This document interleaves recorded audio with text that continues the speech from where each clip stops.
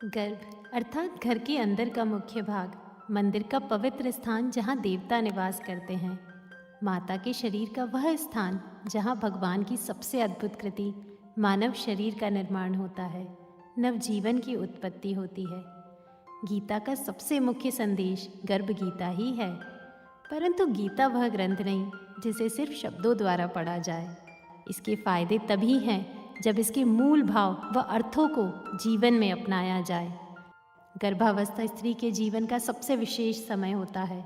इस समय गीता का पाठ सर्वोत्तम बताया गया है, क्योंकि इस समय किए गए प्रयत्न से स्त्री सिर्फ अपना ही नहीं बल्कि अपने गर्भ में पल रही संतान के भविष्य का भी निर्माण करती है।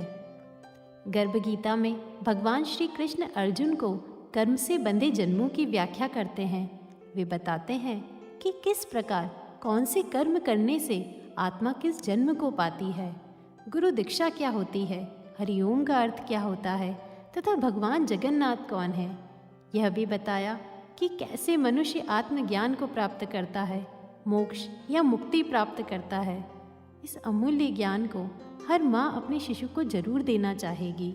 अतः आप सभी माताओं से मेरा निवेदन है कि संवाद प्रारंभ करने के लिए अपने दोनों हाथ अपने गर्भ पर रखें, कोमलता से अपनी आंखें बंद कर लें और अपने शिशु से कहें, हे मेरी संतान, आने वाले समय में मैं तुम्हें गर्भ गीता का पाठ कराऊंगी। मैं जानती हूँ तुम अभी एक नन्ही सी जान हो, पर अभी तुम आत्मस्वरूप में हो। इस वक्त तुम्हारी बुद्धि सबसे ज़्यादा ग्रहणशील है, इसलिए तुम इस अमूल्य ज्ञान को बहुत अच्छे से समझ पाओगे। मेरे बच्चे, गीता की सबसे बड़ी शिक्षा इसका कर्म फल सिद्धांत है। जैसे एक छोटी से छोटी परीक्षा के भी कुछ नियम होते हैं, उन नियमों के पालन के बाद ही उस परीक्षा का महत्व होता है। तो यह जो हजारों सालों से जन्म मृत्यु का चक्र चल रहा है, वह बिना नियम के चल ही नहीं सकता। प्रत्येक व्यक्ति जो जीवन में फल पाता है, वह उसके कुछ पूर्व संचित कर्मों का असर होता है, और वह जो इस जन्म में कर्म करेगा उसके फल भी उसे अवश्य भोगने होंगे। यही अटल सत्य है। तुम जानते हो, अर्जुन और श्री कृष्ण के संवाद के दौरान श्री कृष्ण अर्जुन से कहते हैं, ना तो मैं किसी को दुख देता हूँ और ना ही किसी को सुख। मनुष्य स्वयं अपने पूर्व जन्मों के कर्मों को भोगता है। इसी बात को समझाने हेतु भगवान ने गर्भ गीता कही। एक और बात, इस ग्रंथ में अर्जुन भगवान से पूछते हैं कि मनुष्य का जन्म किन पाप कर्मों के कारण होता है, वह जन्म मृत्यु की पीड़ा क्यों भोगता है। तो इसके लिए मैं तुम्हें स्पष्ट रूप से कहना चाहती हूँ कि जो आज तुम मेरे गर्भ में आए हो, मुझे मातृत्व का एहसास करवाया है, वह मेरे जीवन की सबसे बड़ी खुशी और प्रसन्नता की बात है। तुम जानते हो, संसार की सभी योनियाँ औरतों और देवता योनि भी भोग की होती है। कर्म की योनि तो सिर्फ मनुष्य की है। भगवान को भी जब कुछ करना था तो उन्होंने धरती पर मानव जन्म लिया। तुम एक देव आत्मा हो। तुम किसी कर्मों में बंधकर नहीं, बल्कि हम सभी को एक श्रेष्ठ और उच्च जीवन जीने की प्रेरणा देने आए हो। तुम्हारे आने के बाद से ही मुझे श्रेष्ठ चिंतन करने का मन करता है। यह तुम्हारे दिव्य आगमन का ही प्रभाव है। तुम्हारे जन्म के बाद भी वातावरण का तुम पर अधिक प्रभाव ना पड़े, इसलिए मैं तुम्हें गर्भ गीता का पाठ करवाऊंगी। यह तुम्हें जीवन के सांसारिक सुखों में ना भटकाकर संसार के असली स्वरूप को समझाएगा, हमेशा तुम्हारा पथ प्रदर्शित करेगा। इसका ज्ञान तुम्हें गलत कर्मों को करने से रोकेगा, जिससे तुम परम लक्ष्य को पाओ। मैं तुम्हें यह आगे 4 खंडों में समझाऊंगी। मेरे साथ साथ तुम इसे ध्यान से सुनना। पर आज के लिए बस इतना ही मेरे बच्चे। अब तुम आराम करो। ओम शांति ही शांति ही शांति ही।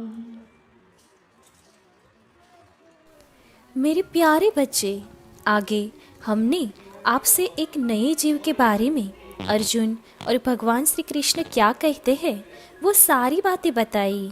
भगवान श्री कृष्ण ने अर्जुन के सारे सवालों के जवाब जैसे दिए हैं वो वाकई समझने जैसे हैं, जो आपने अच्छी तरह से ग्रहण किए ही होंगे, ऐसी मैं आशा रखती हूँ। भगवान श्री कृष्ण ने सारे सवालों के जवाब दिए जो हर किसी के जीवन पे लागू होता है, जैसे कि जीव गर्भ में कैसे किस कारण से आता है, कैसे कर्म कोई जीव को जन्म मरण से मुक्ति दिलाते हैं, जीव को जन्म समय गर्भपात की पीड़ा क्यों भुगतनी पड़ती है और जन्म समय जीव को कष्ट क्यों होता है। इन सारे सवालों का जवाब आपको भी मिला ही होगा। आगे श्री अर्जुन कुतूहलता से भगवान को काम, क्रोध, लोभ, मोह और अहंकार जैसे विकारों को वश में कैसे करे, उसके लिए कहीं सवाल करते हैं। अर्जुन नतमस्तक होकर श्री कृष्ण से पूछते हैं कि हे जनार्दन, यह मन मदमस्त हाथी की तरह है। मन काम, क्रोध, मोह, लोभ और अहंकार रूपी विकारों के वश में है। तृष्णा इसे शक्ति देती है। इन पांचों विकारों में अहंकार सबसे प्रबल है। हे ऋषिकेश, इस मदमस्त हाथी रूपी मन को वश में कैसे किया जाए? मन को भक्ति में किस विधि से लगाया जाए?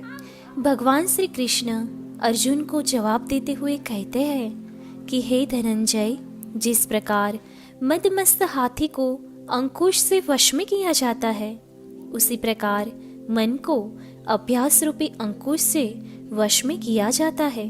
भक्ति और ज्ञान निरंतर अभ्यास से ही तो मिलते हैं। भगवान का ये जवाब हमें भी बहुत प्रेरणा देता है। अब हम अपने शिशु के साथ ये सारी बातें गर्भ संवाद के द्वारा उसे बताएंगे। तो आप सभी माताएं अपनी दोनों आंखें बंद कर कर दोनों हाथ अपने गर्भ पर रखकर गर्भ संवाद की शुरुआत करें। हे मेरे प्यारे शिशु, श्री अर्जुन और भगवान श्री कृष्ण का ये संवाद हमें बहुत ही प्रेरणा देता है। भगवान की ये सीख हमारे जीवन को बहुत आसान बना देती है। हे मेरे प्यारे, आप इस कलयुग में अपने मन को शांत रखना। जैसे कोई जंगली अति खूंखार प्राणी को भी योग्य अंकुश से वश में कर सकते हैं, जिससे वो हमारे इशारे से काम करता है, वैसे ही आप अपने मन को शांत रखना। इस कलयुग में मन को वश में करना आसान काम नहीं है मेरे बच्चे, लेकिन मेरे प्यारे, मुझे पता है कि आप अपने दृढ़ मनोबल और इच्छा शक्ति से ये काम ज़रूर कर सकोगे। हे मेरे बाल स्वरूप, हमारा मन भी हमेशा काम, क्रोध, लोभ, माया, ईर्ष्या जैसे विकारों में ही भरा हुआ रहता है। लेकिन अगर आप अपने मन को संस्कार रूपी पानी से सींचोगे, ध्यान, साधना, योग का अगर आप सहारा लोगे, तो आप भी अपने मन को ज़रूर इन सारे विकारों से बाहर निकाल के अपने जीवन को तो सुखी करोगे ही, लेकिन आप अपनी सकारात्मक ऊर्जा से दूसरों के जीवन में भी उजाला प्रसराओगे।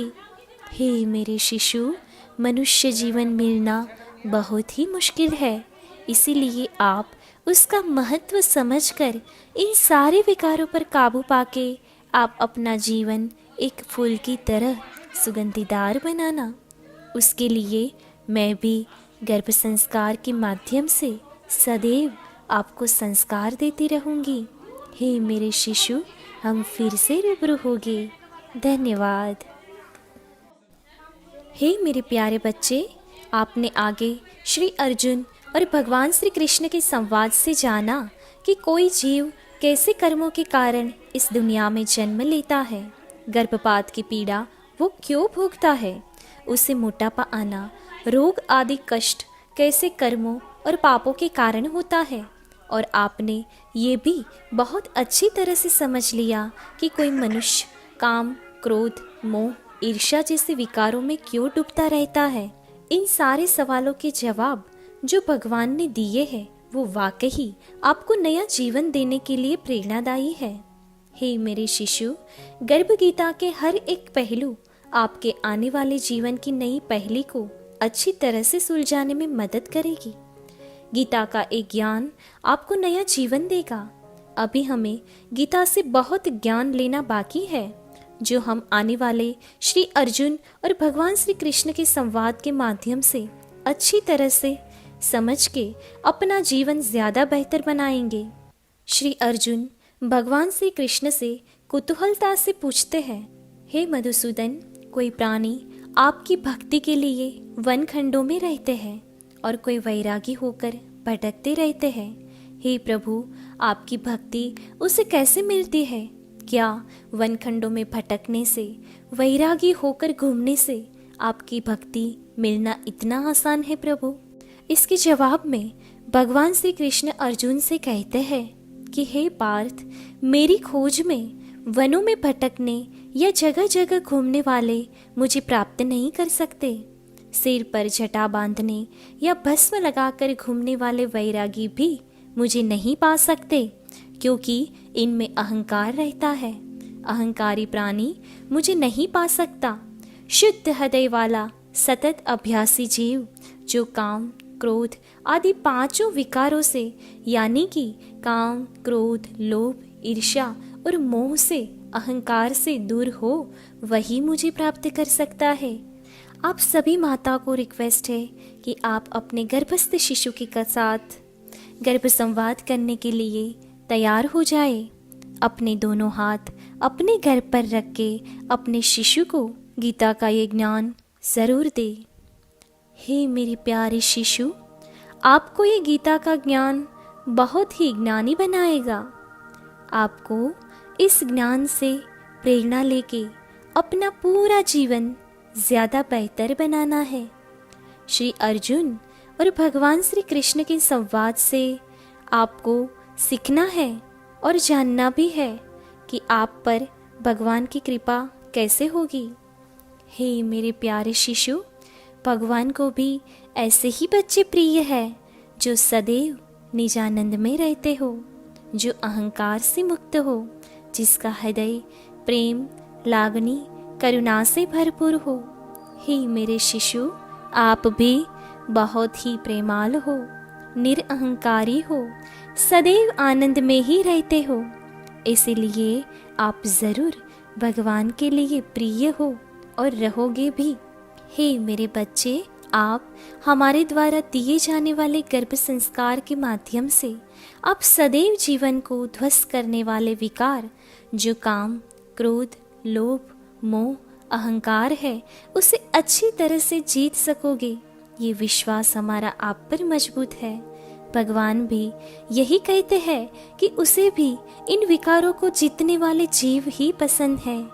हे मेरे शिशु, आप कुदरत के इन नियमों को अच्छी तरह समझकर आप अपना जीवन सरल बनाओ और आपकी सकारात्मकता के माध्यम से आप अन्य के जीवन को भी बहुत ही सरल बनाओगे। ये हमारा विश्वास आप पर मजबूत है और आप हमेशा भगवान के प्रिय रहोगे और इंसानियत में एक नई छवि खड़ी करोगे।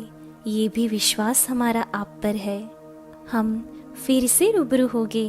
धन्यवाद।